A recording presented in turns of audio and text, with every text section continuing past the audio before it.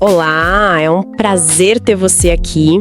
Você está no Theo Reformata Cast. E sim, aqui a teologia reformata sua mente. É isso mesmo. E hoje vamos falar sobre o Deus encarnado, Jesus Cristo. E olha, o tema de hoje é um daqueles que a gente acha que conhece, mas quando para pensar de verdade, nossa, dá um nó na cabeça.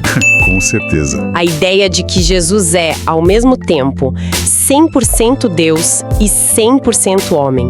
Como isso é possível? Hoje a gente vai tentar montar as peças desse quebra-cabeça, que é, assim, fascinante. E a primeira peça desse quebra-cabeça, ela é surpreendente. Se a gente fizesse uma aposta, a maioria diria que as primeiras grandes brigas na igreja foram sobre provar que Jesus era Deus. Sim, claro. Mas a história mostra que foi justamente o contrário. A grande dificuldade, no começo, era convencer as pessoas de que ele era, de fato, humano. Pera, como assim? A divindade dele era tão óbvia que o problema era a humanidade? Exatamente. Para muitos nos primeiros séculos, os milagres, os ensinamentos, a ressurreição, tudo isso gritava divindade. Era algo tão poderoso, sabe? Tão avassalador.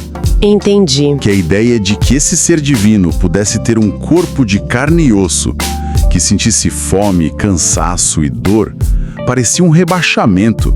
Algo, tipo, impossível de aceitar.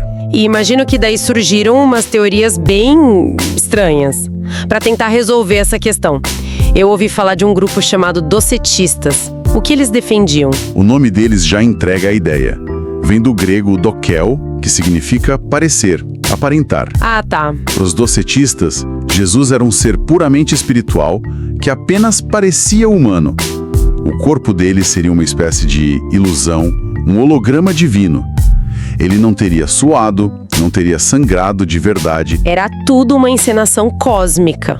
Exatamente, uma encenação. Mas de onde vem essa ideia de que o corpo, a matéria, é algo ruim ou inferior? Porque isso não é um pensamento que a gente encontra na Bíblia, por exemplo. Não mesmo. Essa é uma ideia importada principalmente da filosofia grega, como o platonismo, e de movimentos como o gnosticismo. Certo. Para eles, o mundo espiritual era puro e bom, e o mundo material era uma prisão, uma corrupção. O corpo era tipo uma jaula da qual a alma precisava escapar. Então, na cabeça deles, era impensável que Deus... Impensável que o ser perfeito pudesse se sujar ao assumir um corpo material de verdade. O que cria um contraste gigantesco com a visão da Bíblia, que já começa com Deus criando o mundo material e dizendo, é muito bom. Exato. Deus forma o homem do pó da terra, da matéria. O problema nunca foi o corpo. Nunca foi. Nas Escrituras, o problema é o pecado, que é um ato de rebelião, uma quebra de relacionamento com Deus. A solução que a gente precisa não é escapar do nosso corpo, mas sim restaurar nosso relacionamento com o Criador. Perfeitamente. Por isso a Bíblia insiste tanto na humanidade real e física de Jesus. E os evangelhos são cheios de detalhes que comprovam isso, né? Cheios. Eles fazem questão de mostrar que Jesus comeu, bebeu, dormiu, chorou. Ele morreu uma morte terrivelmente física e foi colocado num túmulo de pedra. E o primeiro sinal da ressurreição não foi uma visão espiritual? Não, foi um fato físico. O túmulo estava vazio, o corpo não estava lá. Isso. Depois, ele aparece, convida Tomé a tocar em suas feridas, come peixe com os discípulos, tudo para dizer... Eu não sou um fantasma, sou eu de verdade em carne e osso. Ok, então o primeiro pilar tá firme. Jesus era plenamente humano. Mas, como eu disse no início, isso só torna o outro lado da moeda mais desafiador. Com certeza. Como essa humanidade completa se encaixa com o fato de que ele é, ao mesmo tempo, plenamente Deus? É aqui que meu cérebro começa a dar tilt. E é para dar mesmo. Estamos entrando no coração do mistério da encarnação. E a palavra-chave aqui é mudança. Pensa só. O Filho de Deus, que existe desde a eternidade como puro espírito divino, certo, em um momento no tempo, passou a ser algo que ele nunca foi antes. Um ser humano. Ele não deixou de ser Deus, mas adicionou a si mesmo uma natureza humana. É uma adição, não uma substituição. Ele não trocou a divindade pela humanidade. Perfeito. Um teólogo, John Murray, descreveu isso de uma forma genial. Ele diz que na pessoa de Jesus se unem tudo que pertence a Deus e tudo que pertence à humanidade. É a junção do céu e da terra em uma única pessoa. E o que torna isso ainda mais impressionante é onde e quando ele fez isso, né? Ele não assumiu uma natureza humana perfeita no Jardim do Éden. Não mesmo. Ele mergulhou na nossa realidade, num mundo quebrado, cheio de dor, sofrimento e morte. A humilhação é dupla. Exatamente, já seria um rebaixamento inconcebível o Criador se tornar criatura. Mas ele faz isso nas piores condições possíveis, num mundo caído. Sim. O apóstolo Paulo diz que ele veio em semelhança de carne pecaminosa. Isso mostra o quão fundo ele foi por amor a nós. O que nos leva à pergunta inevitável: por quê? Para que toda essa complexidade, essa humilhação? Qual era o objetivo final? A Bíblia nos dá algumas razões centrais. A primeira, e mais direta, é para nos salvar. Jesus mesmo disse que veio para servir e dar a sua vida em resgate por muitos. Certo. A justiça exigia um sacrifício por causa do pecado. E para morrer no lugar de seres humanos, o substituto precisava ser ele mesmo um ser humano. Faz todo sentido. E, além de Salvador, ele também precisava ser uma espécie de ponte entre nós e Deus, um sacerdote. Sim, e para ser essa ponte e esse mediador, ele precisava ter um pé em cada lado. Precisava ser como nós para nos representar. E precisava ser Deus para ter acesso ao Pai. E o livro de Hebreus fala muito sobre isso, né? Fantástico, o livro de Hebreus é fantástico nisso. Ele argumenta que, justamente por ter sofrido e sido tentado como nós, Jesus consegue entender nossas fraquezas e nos ajudar. Ele sabe o que é estar na nossa pele, mesmo que nunca tenha pecado. E por fim, ele se torna nosso exemplo, nosso modelo de vida. Exato, mas não um exemplo distante, moralista. O chamado para amarmos uns aos outros como ele nos amou só faz sentido porque está ancorado no fato de que ele deu a vida por nós. É um exemplo de sacrifício. Um exemplo de sacrifício, de amor que se doa. E para que tudo isso pudesse acontecer, a forma como ele entrou no mundo foi única. A gente está falando da concepção virginal. É bom esclarecer que o milagre foi a concepção, não o nascimento, que foi um parto normal, certo? Certíssimo. A concepção foi uma intervenção direta e sobrenatural do Espírito Santo, sem um pai humano. E isso não é um detalhe curioso, tem um peso teológico enorme. E qual seria esse peso? Por que isso era tão importante? A gente pode pensar em alguns pontos. Primeiro, funcionou como um grande sinal. Na história de Israel, nascimentos milagrosos como de Isaac ou de Sansão Sim. eram como uma sirene divina anunciando: atenção, estou prestes a fazer algo grandioso. Um nascimento virginal, então, era a sirene mais alta de todas, sinalizando o maior ato de Deus na história. Também tem a ver com as duas naturezas que a gente estava falando, imagino. Sem dúvida. Ao ser concebido pelo Espírito, sua divindade é afirmada. Ao nascer de uma mulher, Maria, sua humanidade é garantida. É a união perfeita desde o primeiro instante. E tem mais, né? E mais, isso mostra que a salvação é 100% obra de Deus. Não há participação humana na origem do Salvador. Maria simplesmente recebe a ação divina, assim como nós recebemos a salvação pela graça, sem mérito nosso. Ok, e tem a questão do pecado. Como ele nasceu sem a herança do pecado que todos nós carregamos desde Adão. A concepção virginal resolve isso? Resolve. E não é por uma ideia simplista de que o pecado é transmitido só pelo pai, não é isso. Entendi. A questão é que foi uma ação soberana de Deus. Ao intervir diretamente na concepção, Deus garantiu que nosso Salvador fosse puro, o Cordeiro sem defeito e sem mancha, qualificado para ser nosso sacrifício. Essa combinação das duas naturezas, divina e humana, em uma só pessoa, tem um nome técnico, né? A tal da união hipostática. Confesso que essa palavra assusta um pouco.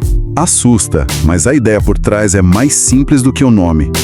Hipostática vem de hipostasis, uma palavra grega para pessoa. Então, é simplesmente o termo que a igreja criou para descrever como essas duas naturezas, a divina e a humana, se unem em uma única pessoa, Jesus. Então, o desafio da igreja primitiva era como explicar isso sem cair em erro, né? Exato. Pensa numa estrada. De um lado tinha um abismo. que era misturar as duas naturezas e criar uma terceira coisa, um ser meio Deus, meio homem. Certo. Do outro lado tinha outro abismo, que era dividir Jesus em duas pessoas, como se um Jesus divino e um Jesus humano morassem no mesmo corpo. O Concílio de Calcedônia, em 451, tentou asfaltar o meio da estrada. E o que eles disseram? Como eles definiram esse caminho seguro? Eles criaram uma fórmula que se tornou um pilar da fé. Disseram que as duas naturezas em Cristo existem sem confusão, sem mudança, sem divisão e sem separação. Ou seja, elas não se misturam, mas também nunca se separam. Estão perfeitamente unidas na única pessoa de Jesus Cristo. É um mistério, mas essa fórmula nos ajuda a proteger esse mistério. Certo, a fórmula ajuda a gente a não falar besteira, mas na prática ainda é muito difícil de imaginar. Como uma pessoa pode ser infinita e finita, onisciente e ter conhecimento limitado, Exato. todo-poderoso e sentir fraqueza? Parece uma contradição em termos. E é aí que a gente precisa olhar para o que os evangelhos nos mostram. O padrão parece ser que, durante sua vida na Terra, no que os teólogos chamam de estado de humilhação. Certo. Jesus voluntariamente escolheu não usar todos os seus atributos divinos o tempo todo. Ele os tinha, mas os colocou tipo de lado por um tempo. Tem algum exemplo claro disso? Dois muito claros. O primeiro é sobre poder. No Getsemane, quando ele é preso, Pedro saca a espada e Jesus diz: "Você acha que eu não posso pedir ao meu Pai e ele me mandaria agora mesmo mais de 12 legiões de anjos?" O poder estava ali. Estava ali. Há um pensamento de distância. Mas ele escolheu não usá-lo para cumprir seu propósito. E o segundo exemplo seria sobre o conhecimento. Exato. Quando perguntam a ele sobre o dia e a hora da sua volta, a resposta é chocante. Ninguém sabe. Nem os anjos, nem o Filho. Só o Pai. Nossa. O Verbo eterno, por meio de quem o universo foi feito, em sua humilhação, voluntariamente limitou seu acesso a essa informação, em submissão ao Pai. Isso ajuda a entender. E tem outro conceito que parece importante aqui: a comunicação de atributos. O que isso significa? É uma forma de garantir que a gente sempre fale da pessoa unificada de Jesus. É como dizer: não foram as minhas pernas que correram a maratona. Fui eu que corri a maratona usando minhas pernas. A ação é da pessoa inteira. Entendi. Então a gente não diz: a natureza divina de Jesus curou o cego? Exatamente. A gente diz: Jesus curou o cego e ele pôde fazer isso por causa da sua natureza divina. E o mesmo pro outro lado. Do mesmo modo, não foi a natureza humana dele que sentiu fome. Foi Jesus quem sentiu fome por causa de sua natureza humana. As experiências pertencem à pessoa como um todo. Isso mantém a unidade dele intacta em nosso pensamento. É uma distinção sutil, mas que faz toda a diferença. E tudo isso que a gente conversou deságua numa ideia central sobre ele, que é a de que ele é a imagem de Deus perfeita. Sim, ele é o arquétipo, o original. Nós fomos criados à imagem de Deus, mas essa imagem foi arranhada, distorcida pelo pecado. Jesus é a imagem perfeita e não distorcida. E a salvação é... O processo de salvação, no fim das contas, é sermos refeitos, conformados a essa imagem original e perfeita que vemos nele. E uma forma bem prática de organizar tudo que ele fez e quem ele é através da ideia dos 3 ofícios: profeta, sacerdote e rei. Parece uma lente útil para entender a obra completa dele. É uma ferramenta fantástica. Esses 3 papéis respondem às nossas 3 necessidades mais profundas, como seres humanos caídos, sabe? Estamos em trevas e precisamos de um profeta que nos traga a verdade. Ok. Estamos culpados e precisamos de um sacerdote que nos perdoe. Estamos escravizados pelo pecado e pela morte e precisamos de um rei que nos liberte. Vamos detalhar um pouco o ofício de rei. Onde a gente vê isso mais claramente? Nos milagres. Quando Jesus acalma a tempestade, multiplica os pães, cura doenças, aquilo não é só um show de mágica. São atos de um rei exercendo seu domínio e controle sobre a criação. Ele está mostrando quem manda. Exato. Ele está mostrando que tem o poder para consertar tudo que está quebrado no mundo. Ele é o rei que restaura seu reino. Certo. E o profeta? Ele não foi só mais um na linha de profetas do Antigo Testamento. De jeito nenhum. Ele é o ponto final da profecia. Os profetas diziam, assim diz o Senhor. Jesus dizia, eu, porém, vos digo. A autoridade é diferente. Completamente. Ele não apenas falava a palavra de Deus, ele era a palavra de Deus. Seus ensinamentos não são sugestões, são a autoridade final sobre a realidade. Ele é a verdade encarnada. E por fim, o sacerdote que nos conecta com a presença de Deus. Exatamente. O sacerdote é aquele que faz a ponte. No Antigo Testamento, os sacerdotes ofereciam sacrifícios de animais, ano após ano. Uma coisa repetitiva. Repetitiva e imperfeita.